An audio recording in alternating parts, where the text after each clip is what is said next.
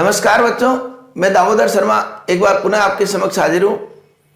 हमारा जो आज का विषय रहेगा वह रहेगा कक्षा 9th का पद्यांश भाग का कवयित्री ललित दत्त द्वारा रचित जो वाक है वह हमारा आज का विषय रहेगा।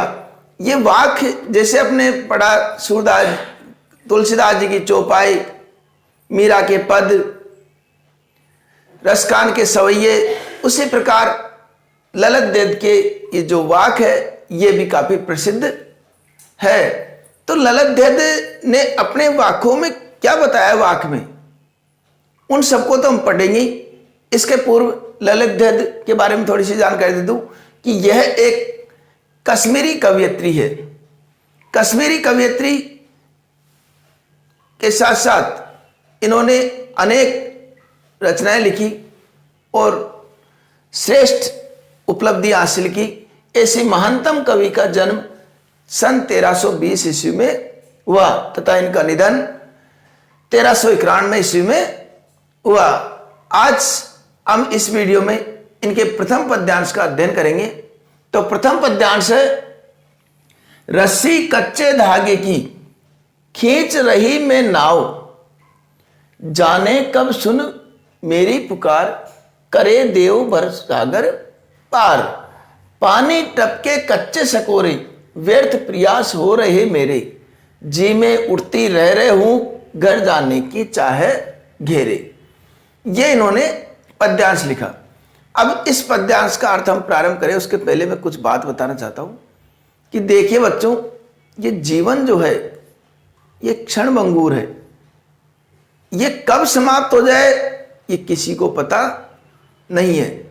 तो जब तक ये चलता है जीवन तब तक हमको प्रभु की भक्ति कर लेना चाहिए। तो इस जीवन के इसी संदर्भ में कवयित्री ने इस जीवन की तुलना एक कच्चे धागे की रस्सी से की है। जीवन की तुलना किससे की गई है? जीवन कच्चे धागे की रस्सी से। अब कच्चे धागे की रस्सी जिसका कोई पता नहीं कब टूट जाए, उसी प्रकार ये जीवन है। तो कवयित्री कहती कि मैं अपने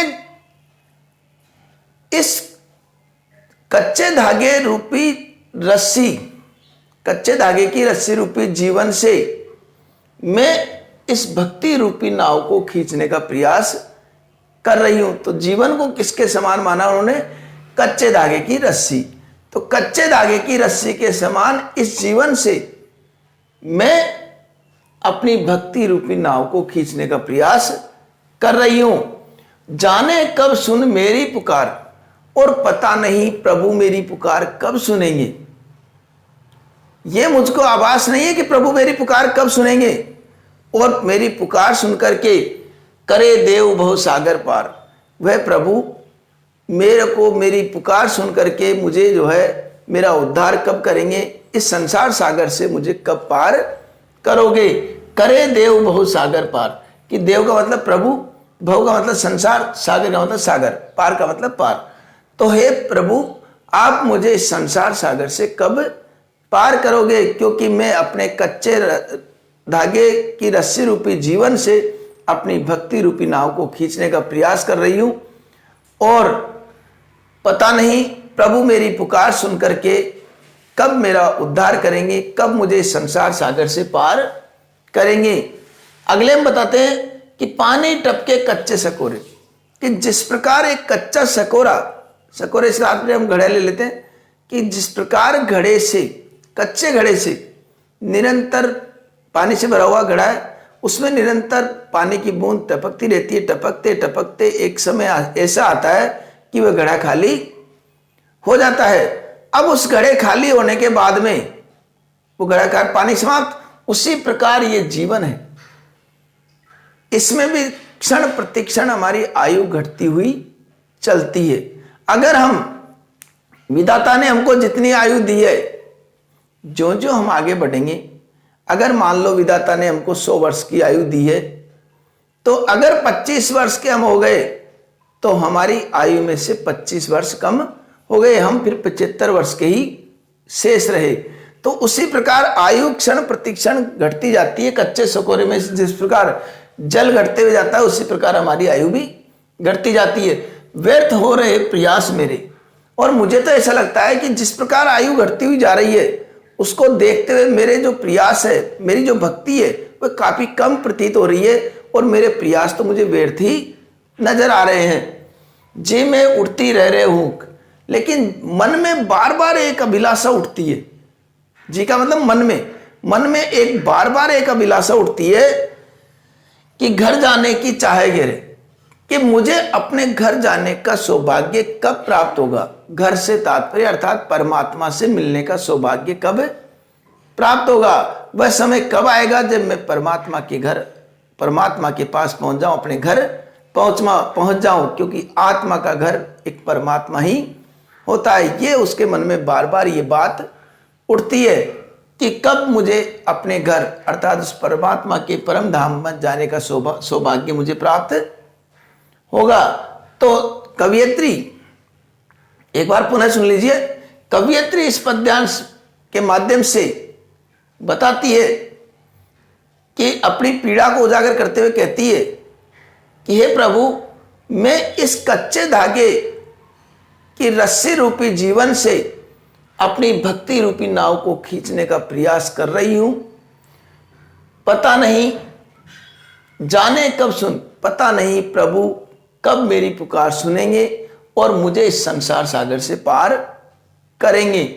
मेरा जीवन तो उस प्रकार समाप्त होता जा रहा है जिस प्रकार कच्चे घड़े से पानी की बूंदें समाप्त गिर गिर करके पानी समाप्त होता है, उसी प्रकार मेरा जीवन क्षण प्रतिक्षण समाप्त होता जा रहा है। और मुझे इन सबको देखकर ऐसा लगता है कि जैसे मेरे सारे प्रयास ही व्यर्थ हो रहे हो।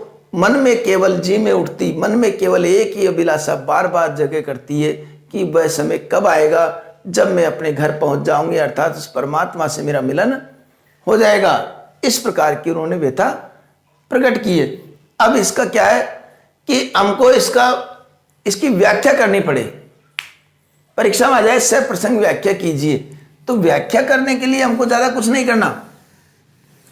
पहले पाठ में भी हमने बताई थी व्याख्या किस प्रकार लिखते हैं, क्योंकि हम अब माध्यमिक कक्षाओं में प्रवेश कर चुके हैं और माध्यमिक कक्षाओं में प्रवेश के साथ ही हमारी व्याख्या का जो तरीका है वह भी काफी परिवर्तित हो जाना चाहिए। व्याख्या का तात्पर्य परिवर्तन क्या करना है, परिवर्तन अब जो है थोड़ा हम उच्च कक्षाओं में पहुंच गए तो उसी लेवल की हमको व्याख्या करनी है। तो व्याख्या में सर्वप्रथम हमको प्रसंग लिखना होता है। प्रसंग, अब इस प्रसंग के पश्चात क्या करना है हमको कि इस प्रसंग में इस पंक्ति को छोड़ना है।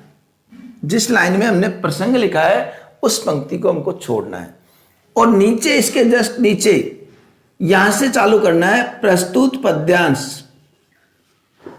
प्रस्तुत पद्यांश हमारी पाठ्य पुस्तक,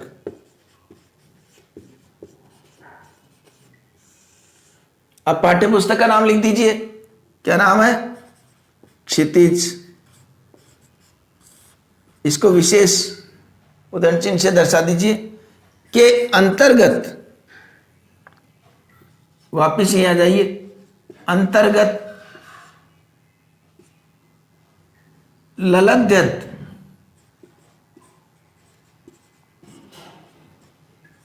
द्वारा रचित वाक से अवतरित है। इसमें कवियत्री भी लिखना आना चाहिए। कव है और ये के छोटी की मात्रा और त्रे के बड़ी की मात्रा। कवियत्री ने अपने मन की व्यथा को प्रकट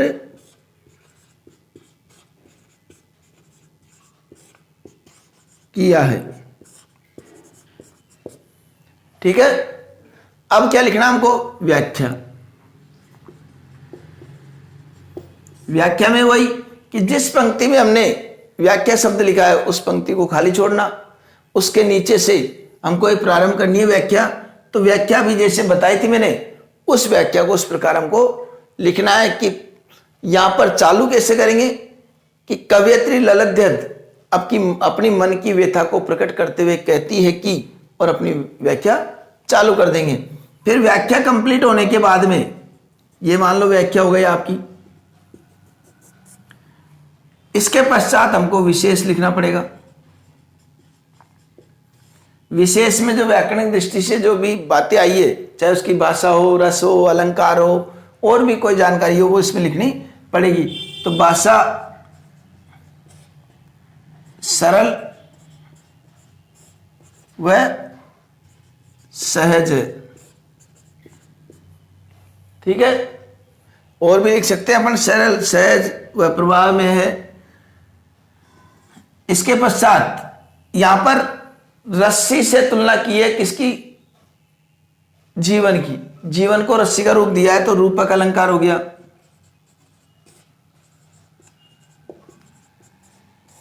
अगर अलंकारों को परेशानी आ रही हो कि अलंकार होते क्या है, कैसे प्रयोग किए जाते हैं, तो घबराने की जरूरत नहीं है। अलंकारों से संबंधित मैंने कई वीडियो बना रखे हैं, आप अलंकारों के वीडियो भी देख लीजिए और सामान्य जानकारी अलंकारों के संदर्भ में प्राप्त कर लीजिए। इसके पश्चात इसमें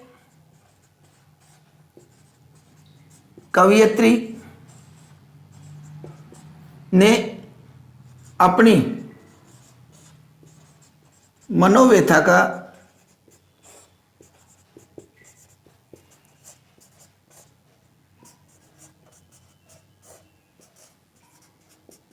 चित्रण किया है, बहुत सुंदर चित्रण किया है, ये भी हम लिख सकते हैं इसमें। तो ये हमारी इस प्रकार व्याख्या हो जाती है। अब कुछ प्रश्न है, वैसे तो मैं डिस्क्रिप्शन में दे ही देता हूं प्रश्नों के, तो उन प्रश्नों को भी आपको अभ्यास करना चाहिए। जैसे कवि ने जीवन की तुलना किससे की है? कवयित्री ने। ये हमारा प्रश्न हो जाता है। कच्चे सकोरे के समान क्यों माना है जीवन को? ये भी एक प्रश्न हो जाता है। कवयित्री के मन में बार बार क्या उकार उठती है? ये भी एक प्रश्न है। ऐसे और भी जो महत्वपूर्ण प्रश्न है उनको मैं डिस्क्रिप्शन में दे देता हूं। आपका काम क्या है? आपका काम सर्वप्रथम इस पद्यांश को पढ़ना, उसकी व्याख्या को समझना, फिर उसको लिखना। लिखने के पश्चात जो डिस्क्रिप्शन में जो प्रश्न मिलते हैं आपको, उनका उत्तर देने का प्रयास करना। और उनमें अगर समस्या आती है तो कमेंट बॉक्स में लिख करके आप उसका समाधान प्राप्त करना। ये कार्य आपका रहेगा। और अब मैं उम्मीद करता हूं कि आपके पद्यांश भली प्रकार से समझ में आ गया होगा। आगे अब अगला पद्यांश पढ़ेंगे अगले वीडियो में। तब तक के लिए धन्यवाद।